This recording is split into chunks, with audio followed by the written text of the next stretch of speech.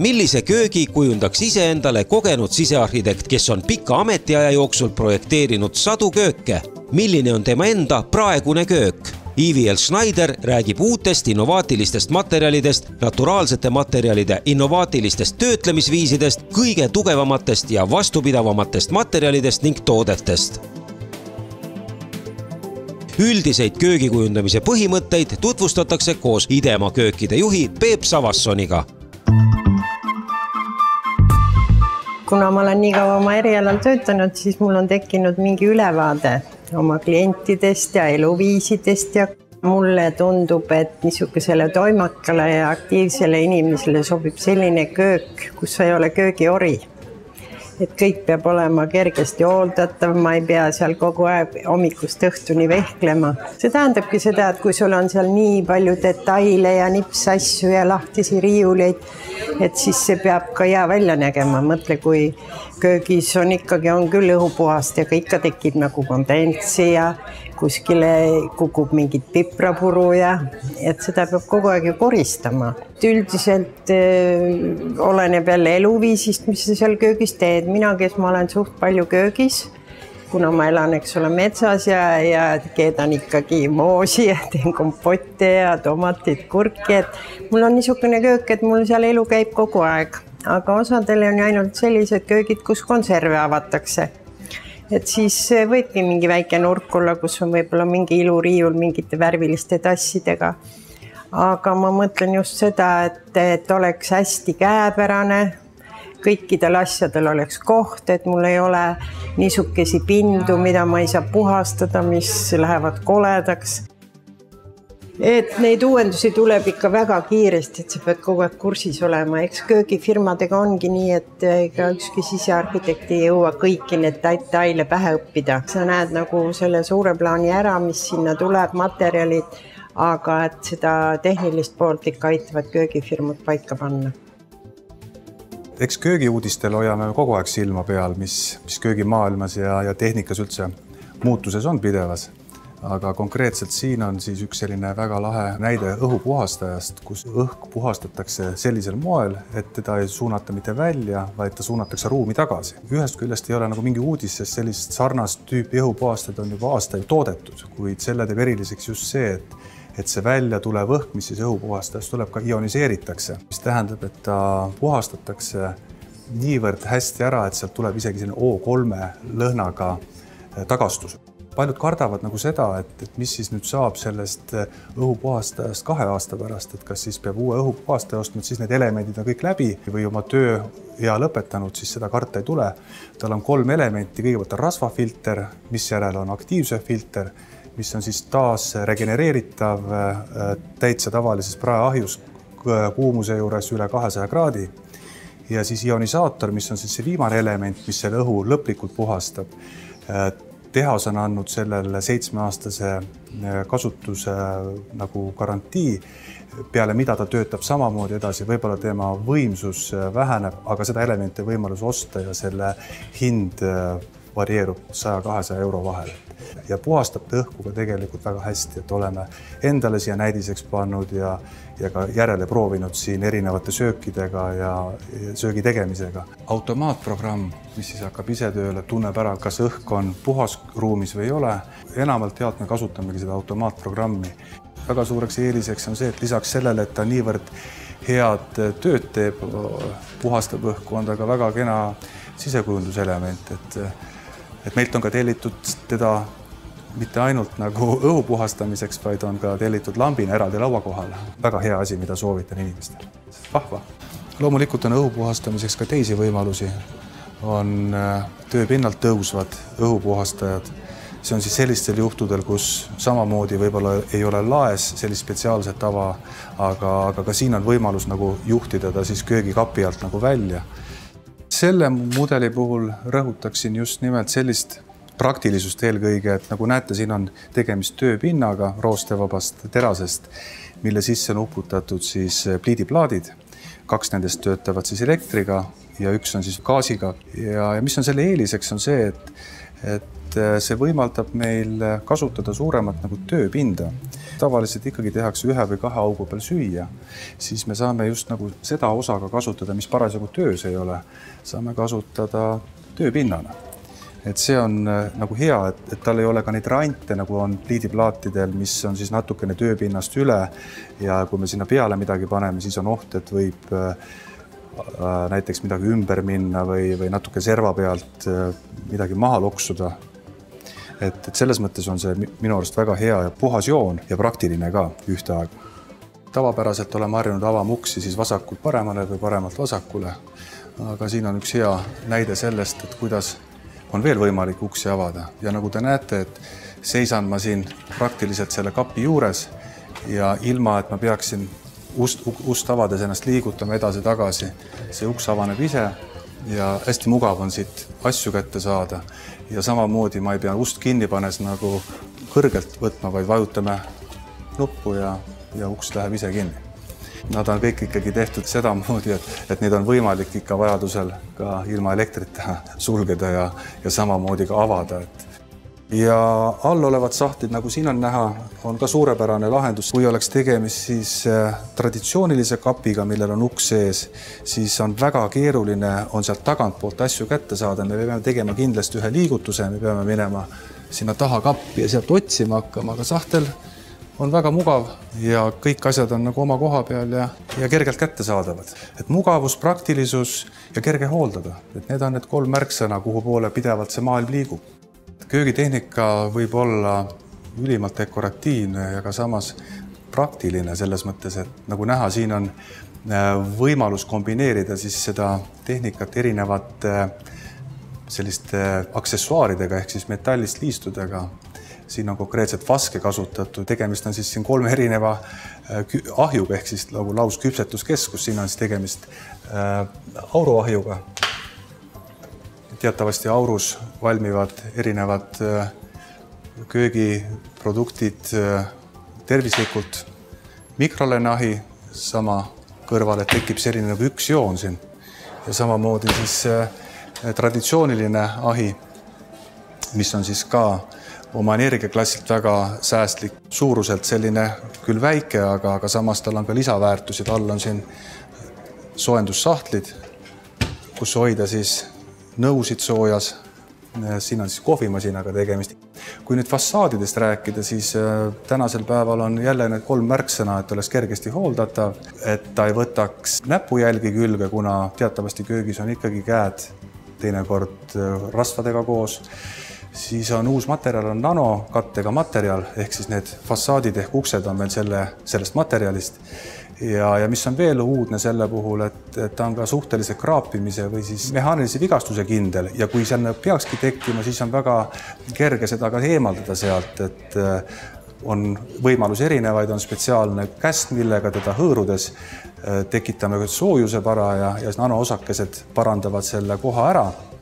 Teine võimalus on kasutada triikrauda ja niisket lappi läbi, mille siis aurutades samamoodi kaob see vigastus ära. Ja antud materjali puhul on veel 2 kärbest 1 hoobiga, et seda saab kasutada nii tööpinnana kui ka siis fassaadina. Oleme ise järgi proovinud tööpinnana ja tõepoolest, et see ei ole mingisugune sõrmkübara trikk. Mehaanilised vigastused, mis tekivad seal kasutamisel, need on kergesti eemaldatavad. Köök justkui visuaalselt, kui me vaatame, on jäänud nagu samaks, aga materjalid on pidevalt täiustunud ja muutunud kaasaegsemaks ja kindlasti inimesele mugavamaks. Et selleks, et teha ideaalkööki endale, kuna köök tehakse ju pikaks ajaks tegelikult, 10-15 aastat on see praktikas Eestis. Selleks tuleks tulla professionaali juurde, usaldada teda, rääkida oma soovidest, oma vajadustest ja seda tegelikult ka ja julgelt. Ja sellisel juhul me saame aidata ja leida need õiged lahendused, mis sobivad just teie kodule. Ja Idemast on mul ikka väga palju asju tellitud. Et ta on ikka täiesti tasemel, eks tal on pikk tööstaaž, 25 aastat juba üks esimese, kes üldse turule tuli. Ja nende peale võib alati kindel olla ja näiteks väga oluline on ju müügiinimesed, kes oskavad hästi suhelda ja kliendile kõik ära seletada, sest et eraisiku puhul ongi ju jube oluline, et ta saab kogu info kätte, et ta ise ju tõesti ei tea, et selleks on jube tore, kui suga räägitakse kõik asjad selgeks. No üldiselt mulle meeldivad naturaalsed materjalid, nii-öelda looduspuhtad materjalid, aga kiviga siin on nüüd näide sellest, et see on nüüd töödeldud kivi, põletatud kivi ja mis ta kohta öeldakse liivapritsiga, et kui see on nüüd graniit, et kui sa võtad tavalise graniide, mida need kivifirmad müüvad, siis nad on kas ikkagi kõrgpoleeritud või matid. Ja kivipind iseenesest on ju niisugune külm pind, aga siin on nüüd näha, kuidas siin on tekkinud nagu reljeef, et ta on iseenesest palju soem kui niisugune täiesti blank silepind. Kive on meeletult palju, et inimesed lihtsalt ei tea nende kivide iseloomu ja omadusi, et graniit on muidugi kõige tugevam ja kõige parem tööpinnaks, siis ükskõik mis vormis ta töödeldud on ja kasutatakse ka kvartsiiti. Näiteks marmor on niisugune inimkonna lemmik. Kogenuim kivitöö tasapindade tootja on Hansakivi. Kel rahakott kannatab, siis on heaks mõtteks kaaluda looduskivi köögis ka seintele ja põrandale. Hansakivi müstilistes kivivarudes leidub lausa mõne köögi terve põranda suuruseid kiviplaate. Õnneks on väikeste plaatide trend läbi saanud, kuid originaalne kivi põrandal või seinas on muidugi asendamatult väärikas ja hinnaline nii köögis kui ka söögitoas. Mis aga peamine, lihtsalt hooldatav ja tegelikult igavene. Marmori kasutamine töötasapindadena on kasvav trend. Hansakivil on marmoriarmastajatele mitmeid häid uudiseid. Uusim nendest on nahapinda imiteeriva pinna tekitamine marmori pinnale. Tulemus on põnev ja praktiline. Esiteks annab see pinnale tugevust, teiseks ei ole pind läikiv ja seega ei jää näpujäljed näha. Kivitöö tasapinna pinnaviimistlusi on tuntud läikiva kõrval teisigi, nagu näiteks antiikne. Need, kes kaaluvad kivitööpinna valimist, võiks tulla Hansakivi tehasesse kivivalikut vaatama. Iga kivi on nagu isiksus ja on võimalik saavutada äärmiselt uhke, ainulaadne ja kestev tulemus. Kivi taltsutatakse joonistele vastavalt töötasapinnaks kõigi soovitavate lisadega valamust pliidiaukudeni.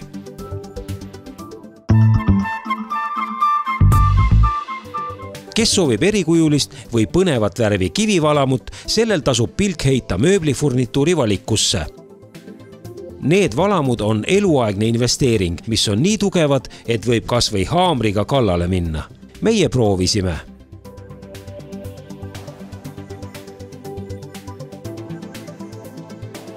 Mudeli ja toonivalik on ääretult suur. On tööpinnapealseid, on integreeritavaid. Võib õnnestuda ka samas toonis segisti leidmine ja siin on just sellise pinnaviimistlusega segisteid, kuhu näpujäljed ega veeplekid peale jää.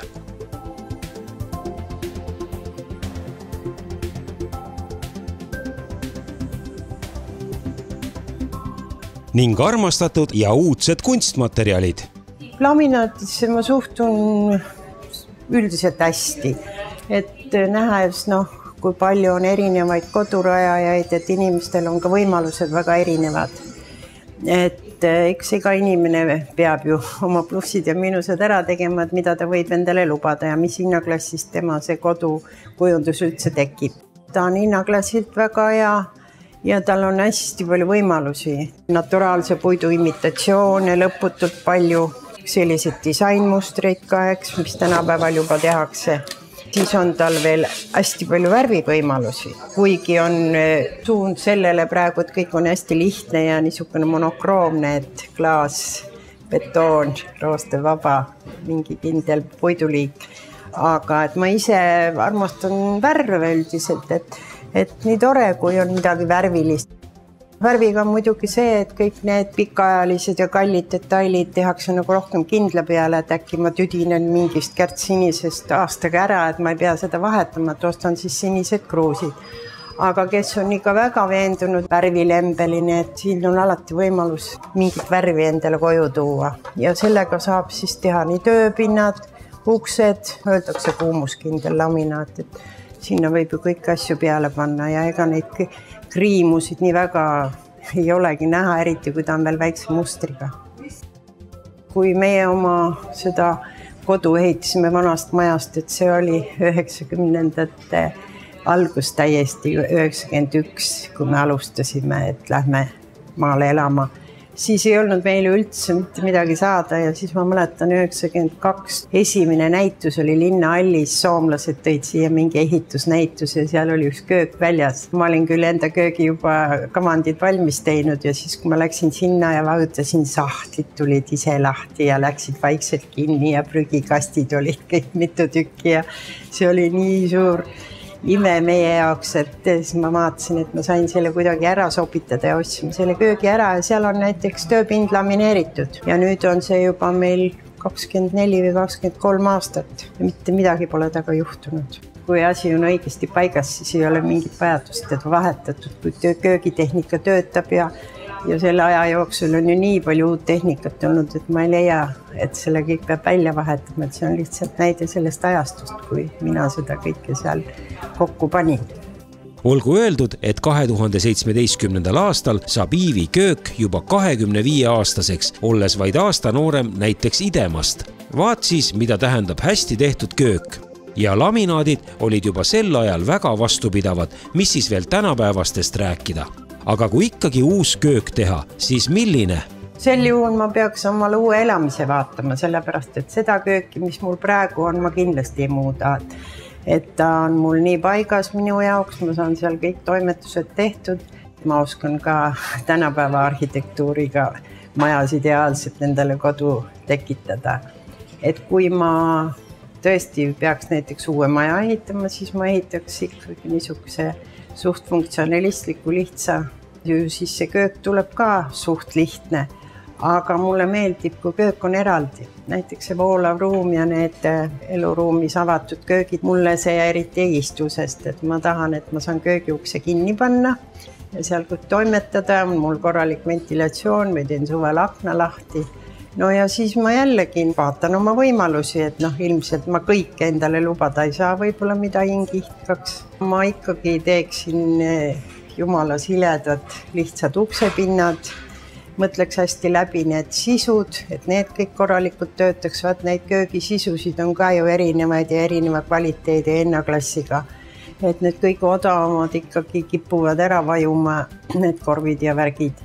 Aga neid on ka väga kallid, eks niisugusi korraliku täispuidust ja et eks ma siis vaatan oma rahakotti, mis ma endale lubada võin, aga ikkagi mingid lihtsat ja värvi ma ka suurtes kogustes enda lähedale ei taha, sellepärast, et ma selle värvimöllu sees olen nagu teiste kodudes ja oma kodus pigem tahan niisugust rahulikku ümbrust ja kui mul värvivajadust on, siis ma oskan seda väikeste asjadega luua. Milline on valamute ja segistite eelistus köögis? Mulle meeldivad niisugused hästi lihtsad. Franke omad on hästi vahvad, lihtsad, need roostevabad.